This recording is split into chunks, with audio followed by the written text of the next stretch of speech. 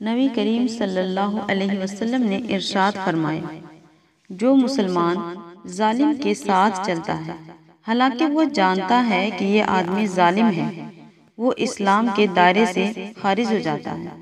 غلطیوں کی تلافی ہوتی ہے، گناہوں کی سزا ہوتی ہے اور زیادتیوں کا صرف اور صرف عذاب۔ سورہ یونس میں اللہ فرماتا ہے، بے شک اللہ تعالیٰ لوگوں پر ذرہ برابر ظلم نہیں کرتا، لیکن لوگ خود ہی اپنی جانوں پر ظلم کرتے ہیں۔ لوگوں نے ظالم کو دیکھ کر اگر اس کا ہاتھ نہ روکا تو قریب ہے کہ اللہ ان سب کو عذاب میں پکڑ لے۔ یاد رکھیں، یہ دنیا مکافات عمل ہے۔ جب آپ کسی کو نقصان پہنچاتے ہیں تو اس منٹ کے 60ویں سیکنڈ میں آپ کا کاؤنٹ ڈاؤن شروع ہو جاتا ہے۔ جب آپ کے ساتھ کوئی برا کرے یا آپ کے لیے برا سوچے تو اسے اپنے عمل میں مصروف رہنے دیں، اس سے دور رہیں اور اس کی حرکت کا اثر نہ لیں۔ بس اپنے دل میں اپنے رب کا خوف رکھیں۔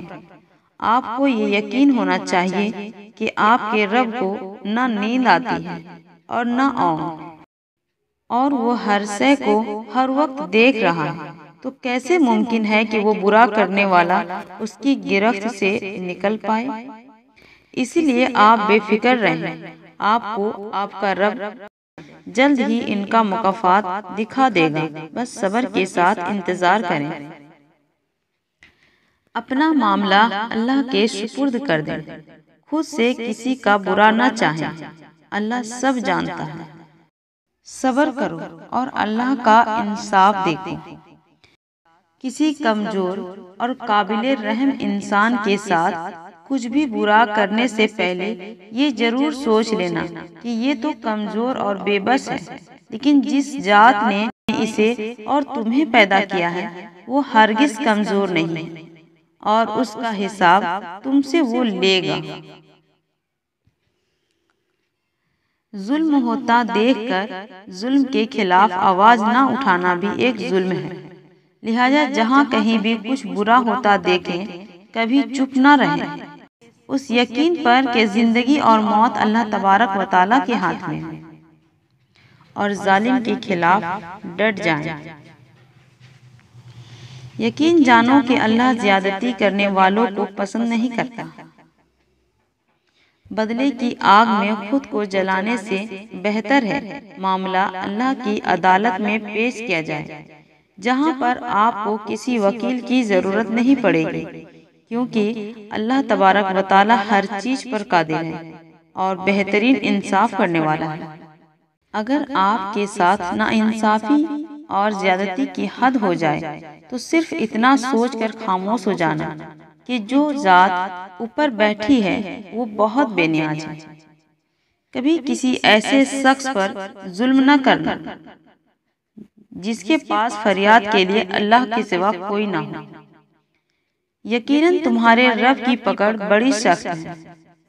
جو لوگ آپ کو بلا وجہ اذیت دیتے ہیں ان کو کچھ کہنے کی بجائے اپنی شکایت اللہ تعالیٰ کے پاس جمع کرا دیں، اور پھر دیکھیں صرف انصاف ملے گا۔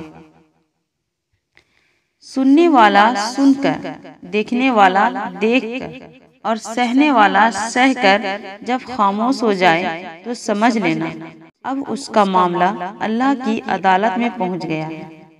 اللہ کا ایک اصول ہے کہ جب کوئی کسی پہ ایسا الزام لگاتا ہے جو اس نے نہ کیا ہو یا ترک کر چکا ہو تو مرنے سے پہلے وہ خود اس میں ضرور مبتلا ہوگا۔ جو دوسروں کے لیے درد کی وجہ بنتے ہیں کسی نہ کسی طرح سے وہ تکلیف ان پر پلٹا دی جاتی ہے۔ یہ میرے اللہ کا قانون ہے، مگر لوگ سمجھتے نہیں۔